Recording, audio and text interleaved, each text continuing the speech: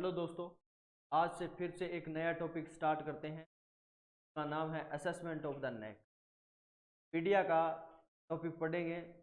जहाँ तक अपने पढ़ लिया था टिथ के बारे में, असेसमेंट ऑफ टिथ के बारे में पढ़ लिया था। उसके बाद में करेंगे नेक के बारे में बातें। तो देखो इसके अंदर क्या क्या चीज़ें पढ़ेंगे। तो असेसमेंट ऑफ नेक की बात करते हैं। बच्चे की जब भी नेक का असेसमेंट किया जाता है तो उसमें इंजरी वगैरह अपने को क्या करना होता है, आइडेंटिफाई करना होता है। आई बात समझ में। तो इसके अंदर अपने पढ़ेंगे सबसे पहले टोर्टिकोलिस के बारे में। टोर्टिकोलिस के बारे में। टोर्टिकोलिस क्या होता है? अबनॉर्मल क्या रहेगा ये? Abnormal curvature of, abnormal curvature भी बोल सकते हो या फिर अबनॉर्मल स्टिफनेस, क्या बोल सकते हो, स्टिफनेस ऑफ द नेक। नेक का क्या हो जाता है, कर्वेचर हो सकता है या फिर अबनॉर्मल क्या हो सकता है, मतलब स्टिफनेस आ जाएगी। किसकी वजह से? Due to injury of the neck, neck muscles के अंदर इंजरी होने की वजह से। नेक मसल्स की बात करें तो इसके अंदर क्या कौन सी मसल्स होगी? मसल्स वो रहेगी स्टर्नो कैलोइडो मसल्स। स्टर्नम और जो क्लेविकल होती है इसके पास में जो मसल्स होती है उसमें क्या हो जाती है, इंजरी। उसकी वजह से क्या होने के चांस रहते हैं, टोर्टिकोलिस होने के चांस रहते हैं। अगर नर्व की बात करें कि इसमें नर्व कौन सी अबनॉर्मलिटी आ जाएगी, तो इसमें जो क्रेनियल नर्व, तो 11 नंबर की क्रेनियल नर्व है उसमें क्या आ जाएगी, अबनॉर्मलिटी आ जाएगी। आई बात समझ में? कितने नंबर की? 11 नंबर की क्रेनियल नर्व। और 11 नंबर की जो क्रेनियल नर्व होती है वो कौन सी रहेगी? अगर आपने नाम सुना होगा तो असेसरी नर्व। कैसी नर्व? Accessory nerve. इस असेसरी नर्व में अगर इंजरी हो जाए तो, या फिर इस मसल्स में इंजरी हो जाए, स्टर्नोकैलोइडो मसल्स में, उसकी वजह से बच्चे को क्या हो जाता है, टोर्टिकोलिस होने के चांस रहते। आगे बात समझे। इन बातों के बारे में आपको स्पेशली क्या करना है, ध्यान रखना है। इसके बाद में अपने बात करते हैं, हाँ भी, इसके बाद में बात करते हैं अपने इसके अंदर क्या में पूछे जाने वाली बात, most common fracture the bone during delivery. Delivery के दौरान जो मोस्ट कॉमन जो बोन होती है वो कौन सी फ्रैक्चर होती है? तो आपको लिखना है clavicle bone. Clavicle bone. Body के अंदर एक ऐसी बोन होती है ये जो क्या होती है, horizontal. Only bone in body, ये क्या होती है, एक ही बोन होती है, बॉडी हॉरिजॉन्टली होती है। क्या होती है, हॉरिजॉन्टल होती है। एक ऐसी ही बोन है ये। आई बात समझ में? इसके बाद में अगर आपसे पूछे कि मोस्ट कॉमन जॉइंट, एग्जाम में क्वेश्चन बनते हैं, मोस्ट कॉमन जॉइंट इन डिसलोकेटेड ड्यूरिंग डिलीवरी। डिलीवरी के टाइम कौन सा जो जॉइंट होता है जो क्या हो जाता है, डिसलोकेट होने के चांस रहते हैं? तो आपको लिखना है शोल्डर जॉइंट। कौन सा? Shoulder joint. शोल्डर जो जॉइंट होता है वो ह्यूमरस एंड ग्लिनोइड कैविटी के बीच में क्या होता है, सिचुएटेड रहता है। आई बात समझ में? तो ये रहता है इसमें मोस्टली। जब आप नेक वगैरह है ये मतलब असेसमेंट करते हो तो इनमें इन मतलब ये कंडीशन आपको देखी जाती है, जिसमें आपको पता चलेगा कि टोर्टिकोलिस क्या होता है। ठीक है, टोर्टिकोलिस के अंदर क्या होगा कि अबनॉर्मल कर्वेचर हो जाता है या स्टिफनेस हो जाती है किसकी, नेक की, और इसमें किसकी वजह से, नेक मसल में क्या हो जाए, इंजरी हो जाए, या फिर यहाँ पे लिख सकते हो नर्व, नर्व भी। और अगर अगर आपसे पूछ ले कौन सी मसल, स्टेर्नोक्लेविडल मसल्स रहेगी, और अगर आपसे पूछ ले कि नर्व कौन सी रहेगी, तो क्रेनियल नर्व कितनी, 11 नंबर की जो क्रेनियल नर्व होती है उसमें अगर इंजरी हो जाए तो उसकी वजह से, और ये 11 नंबर की जो क्रेनियल नर्व होती है वो कौन सी रहेगी, एक्सेसरी नर्व रहेगी। आई बात समझ में। तो और इसमें मोस्ट कॉमन अगर आपसे पूछे कि फ्रैक्चर कौन सी बोन में होता है ड्यूरिंग डिलीवरी, तो क्या रहेगा, क्लेविकल बोन। और अगर आपसे पूछे कि मोस्ट कॉमन जॉइंट कौन सा डिसलोकेट होने के चांस रहते हैं, तो कौन सा रहेगा, शोल्डर जॉइंट रहेगा। आई बात समझ में। इसके साथ साथ में अपने आगे बात करते हैं नर्व इंजरी के बारे में, कि नर्व इंजरी कौन कौन सी होने के चांस रहते हैं इसके अंदर, कि अगर पेशेंट को डिलीवरी या फिर जब इस टाइम आप असेसमेंट करते हो।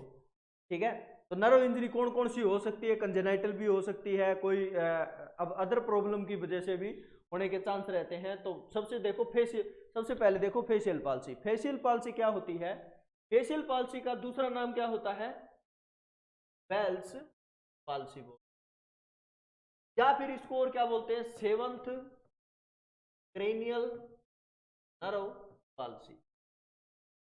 तो ये तो पता चल ही गया होगा कि क्या होती है। इसमें क्या होता है, फेशियल जो नर्व होती है वो पैरालाइज हो जाती है। ठीक है, क्या होगा, फेशियल मसल्स पैरालाइसिस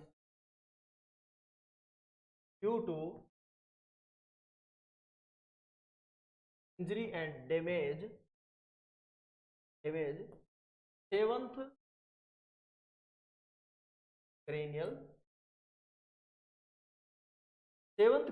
नर्व की पैरालाइसिस की वजह से, इंजरी होने की वजह से या डैमेज होने की वजह से, तो डैमेज उसकी वजह से कौन सी पाल्सी हो जाती है, बेल्स पाल्सी, या फिर इसको क्या बोलते हैं, फेशियल पाल्सी भी बोलते हैं, और इसको क्या बोलते हैं, seventh cranial nerve palsy. Exam में क्वेश्चन पूछा जाता है कि एक बच्चा है आपके पास में, या फिर एक चाइल्ड आया है जो आपके पास में वार्ड के अंदर, और उसके अंदर आपको क्या है, रूटिंग रिफ्लेक्स है, वो क्या है, अब्सेंट। ठीक है, तो उसको कौन सी इंजरी हो सकती है, तो पहले तो आपको रूटिंग रिफ्लेक्स के बारे में पता होना चाहिए। ठीक है, तो इसमें क्या रहेगा, अगर ऐसा बेबी आता है या फिर ऐसा चाइल्ड आता है आपके पास में वार्ड के अंदर, तो उसको किसकी इंजरी रहेगी, फेशियल पाल्सी रहेगी, या फिर सेवंथ क्रेनियल नर्व की क्या रहेगी, इंजरी रहेगी। तो लिख लो इसके अंदर, अब्सेंट ऑफ रूटिंग रिफ्लेक्स क्या रहेगा, इसके अंदर रूटिंग रिफ्लेक्स क्या रहेगा, अब्सेंट रहेगा। ठीक है, रूटिंग रिफ्लेक्स क्या रहता है इस फेशियल पाल्सी वाले में, क्या रहेगा, अब्सेंट रहता है। आई बात समझ में। दूसरी बात करते हैं अपने दूसरे नर्व की। आगे देखो, brachial palsy. Brachial palsy, brachial palsy जो होती है, इसके दो टू टाइप से होते हैं। ब्रेकियल पाल्सी के अंदर क्या रहेगा, इंजरी एंड डैमेज ऑफ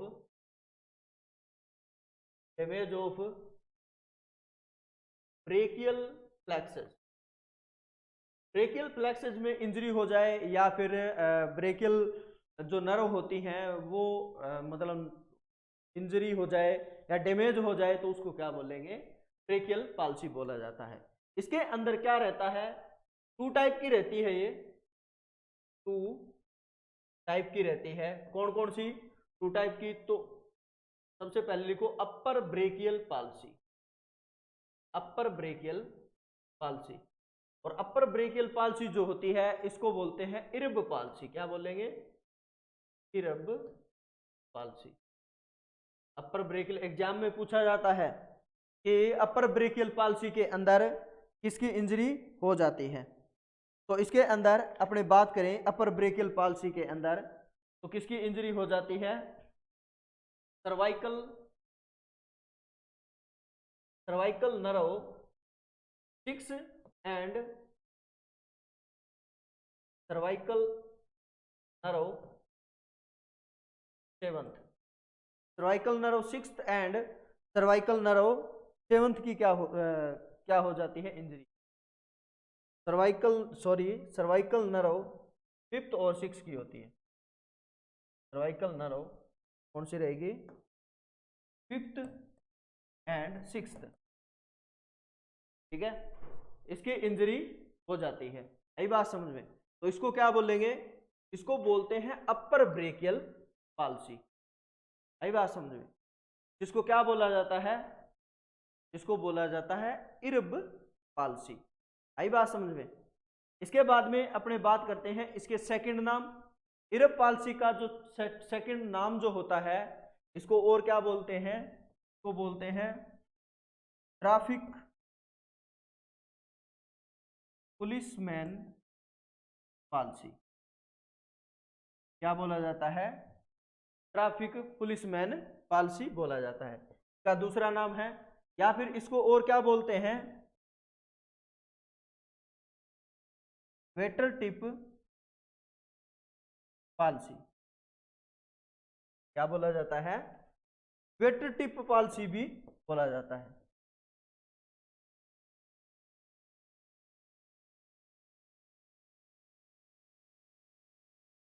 इनसे एग्जाम में क्वेश्चन पूछा जाता है कि अगर किसी पेशेंट है या फिर बच्चा है, उसमें सर्वाइकल C6 और C5 की इंजरी हो गई है, तो उसको क्या होगा उसको एक तो याद रखना, ये ब्रेकियल प्लेक्सस का इंजरी हो जाती है, वो भी कौन से में, अपर ब्रेकियल प्लेक्सस। कौन सी, अपर ब्रेकियल प्लेक्स, जिसको अब इरब पाल्सी बोला जाता है। इसका दूसरा नाम क्या है, ट्रैफिक पुलिसमैन पाल्सी भी बोलते हैं, इसको वेटर टिप पाल्सी भी बोला जाता है। आ गई बात समझ में। इसके अंदर क्या रहेगा,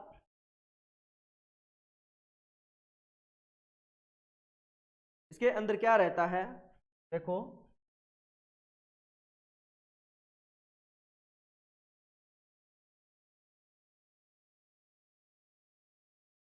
internal rotation of the hand. Internal rotation तो किसका हो जाएगा, हैंड का हो जाता है। एंड आगे लिखना है, and flexion of the wrist joint.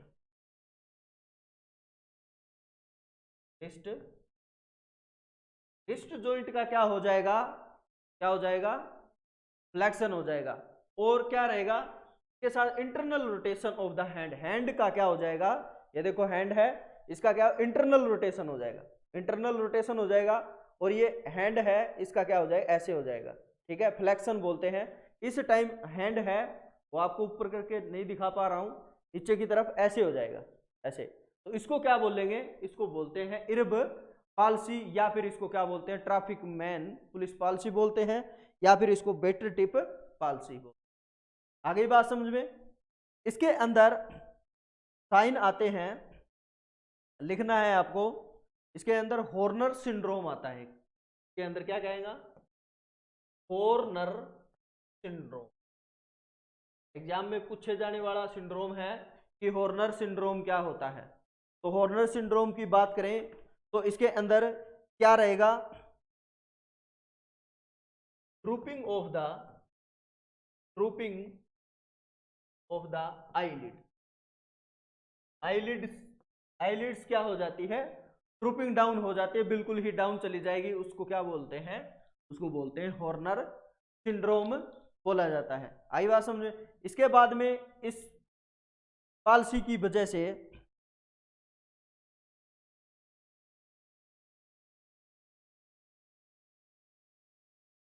ये हॉर्नर सिंड्रोम है, हॉर्नर सिंड्रोम जो आता है ना, ये आता है लोअर ब्रेकियल पाल्सी में। इसके अंदर मत लिखना।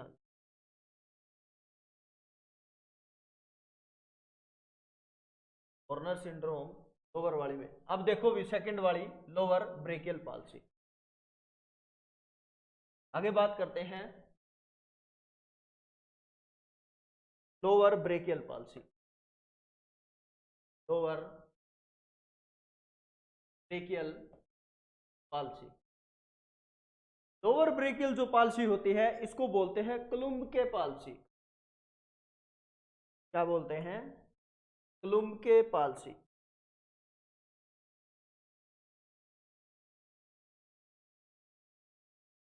क्या बोलते हैं? क्लुम्ब के पाल्सी बोला जाता है। आई बात समझ में? इसके अंदर इसके बहुत सारे नाम भी होते हैं, जिसको बहुत सारे नाम की बात करें तो इसके अंदर इस क्लुम्ब के पाल्सी को और क्या बोला जाता है? हनीमून पाल्सी भी बोला जाता है। क्या बोलते हैं? Honeymoon palsy. हनीमून पाल्सी का क्या है? दूसरा नाम। क्लुम्ब के पाल्सी का बहुत बार एग्जाम में पूछा गया है कि इसको क्या बोलते हैं?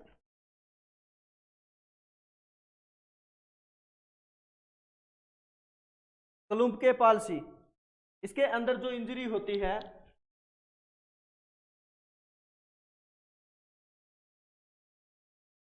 क्लुम्ब के पाल्सी के अंदर जो इंजरी होती है, इंजरी जो रहेगी वो किसके रहेगी? T7, T8 और T1 में क्या हो जाती है? इसमें इंजरी होती है।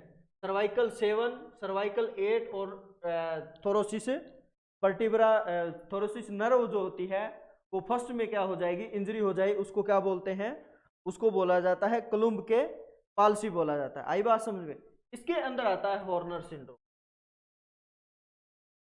हॉर्नर सिंड्रोम पीछे वाले में मैंने गलती से लिखवा दिया था आपको, और इसमें वो जो मैंने लिखवाया था ना हनीमून पाल्सी, वो भी नहीं होता है। हनीमून पाल्सी अलग होता है। इसके अंदर क्या रहेगा? हॉर्नर सिंड्रोम आएगा। हॉर्नर जो सिंड्रोम क्या होगा? ये होता है drooping down of the eyelid. Eyelid क्या हो जाएगी? ड्रूपिंग डाउन हो जाए, उसको क्या बोलते हैं? हॉर्नर सिंड्रोम बोला जाता है। आई बात समझे? इसके बाद में आगे देखो, इसके अंदर एक क्लो हैंड आता है। क्लो हैंड। क्लो हैंड क्या होता है? क्लो हैंड की बात करें तो इसके अंदर क्या होगा? Flexion and elbow supination. क्या होगा? फ्लेक्शन हो जाएगा एंड एल्बो क्या हो जाता है? सुपिनेशन। हैंड का क्या हो जाएगा? ऐसे होता है नॉर्मली हैंड, और उसका क्या हो जाएगा? सुपिनेशन हो जाएगा। ऐसे सुपिनेशन हो जाएगा और फ्लेक्शन हो जाता है, ऐसे हो जाता है हैंड। हैंड जिसका ऐसे मिले उसको क्या बोलते हैं? उसको बोलते हैं क्लो हैंड बोला जाता है। किसकी इंजरी से? लोअर ब्रेकियल पाल्सी, जिसमें क्या इंजरी किसकी होती है? T7 की, T8 की और थोरोसिस 1 की। सर्वाइकल 7 और 8 और थोरोसिस फर्स्ट की अगर इंजरी हो जाए तो उसको हॉर्नर सिंड्रोम और क्लो हैंड आता है। आगे बात समझ में? इसके बाद में अपने बात करते हैं radial nerve palsy. Radial nerve palsy पे क्या होगा? Injury and damage of the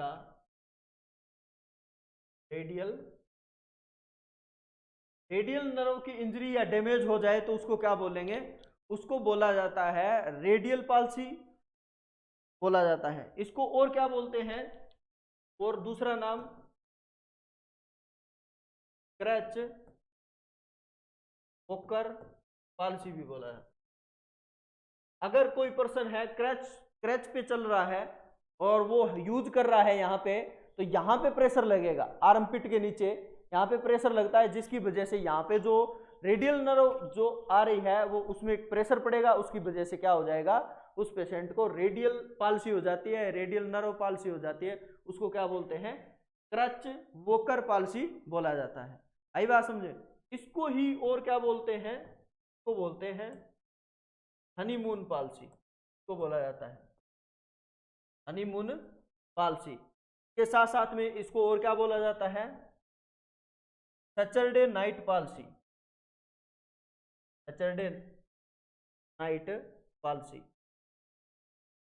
इसको हनीमून पाल्सी या फिर सैटरडे नाइट पाल्सी क्यों बोला जाता है, क्योंकि एक पर्सन या दूसरे पर्सन के जब इस शोल्डर के ऊपर अगर हेड वगैरह रख के सो जाता है, या कभी कभार अपने क्या करते हैं पूरे वीक के अंदर थके हुए होते हैं और लास्ट टाइम में संडे में या फिर सैटरडे टाइम क्या करते हैं अपने आराम करते हैं, तो ऐसे सो जाते हैं जिसकी वजह से हेड का प्रेशर इसके शोल्डर के ऊपर लगेगा, यहाँ से जो नर्व निकल रही है उसके ऊपर प्रेशर लगेगा, उसके वजह से प्रेशर लगेगा तो यहाँ से क्या हो जाएगा, कंप्रेस हो जाएगी ना कौन, रेडियल नर्व, तो उसकी वजह से क्या हो जाएगा, तभी इसको सैटरडे नाइट पाल्सी बोला जाता है। और हनीमून पाल्सी वन पर्सन के दूसरा पर्सन है वो अगर हेड अपना है वो शोल्डर के ऊपर रख के सो जाए तो उसकी वजह से भी क्या हो सकता है, रेडियल नर्व डैमेज हो सकती है, तभी इसको क्या बोला जाता है, हनीमून पाल्सी बोला जाता है। आगे बात समझ में। इसके बाद में इसमें से बहुत सारे क्वेश्चन आते हैं रेडियल नर्व से, कभी कभार ये भी पूछ लेता है कि उसके सेकंड नाम, कभी कभार ये भी पूछ लेता है कि ऐसा पेशेंट है जिसको सैटरडे नाइट पाल्सी हो रखी है और इसके अंदर क्या क्या प्रॉब्लम हो सकती है पेशेंट को, तो हैंड में पैरालिसिस हो जाता है इस पर्सन के, आई बात समझे। तो ये क्लास यहाँ तक रहेगी, आगे वाली क्लास अपने नेक्स्ट वीडियो के अंदर पढ़ेंगे। यहाँ तक के लिए थैंक यू।